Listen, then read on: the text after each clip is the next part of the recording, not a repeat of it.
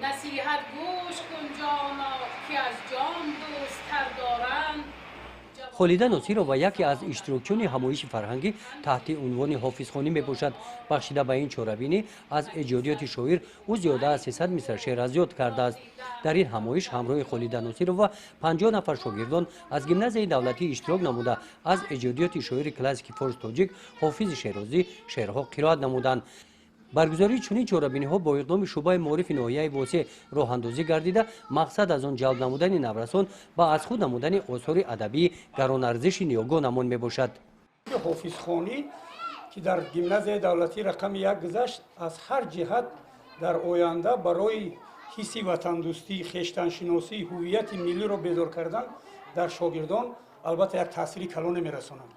имрӯз мо шумо шоҳид будем ки дар ҳамин толор зиёда аз 1000 мисра шеърҳои устод ҳофизи шерозӣ аз тарафи хонандагон ки 50 нафар қироат карданд, албатта ба тарзи шеърхонии хонандагон ва дар оянда барои гузарондани чорабиниҳои адабӣ бахшида ба адибон таъсири мусбате мерасонад.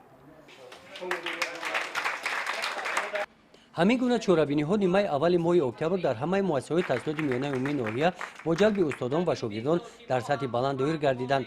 طبق نقشه ماهی آینده برگزاری همین گونه همایش‌ها از ایجادیات شاعری دیگر کلاسیک اساسگذار ادبیات کلاسیک فارس تاجیک ابو عبدالله رودکی در همه مؤسسات تعلیمی در نظر داشته شده است.